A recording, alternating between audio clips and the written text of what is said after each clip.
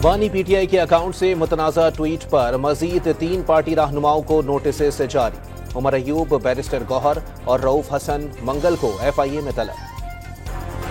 इमरान खान ने हमूदुल रहमान कमीशन की रिपोर्ट पढ़ने का मशवरा दिया तो क्या गलत किया, आरिफ अलवी का सवाल। स्टेक होल्डर्स को टेबल पर लाए बगैर हल मुमकिन नहीं, साबिक सदर का कराची में वकला कन्वेंशन से खिताब।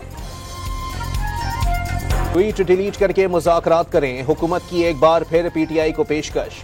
हुकूमत से बात नहीं करेंगे तो क्या दीवारों से बात करेंगे, मुसद्दिक मलिक का तहरीक इंसाफ क़यादत से सवाल।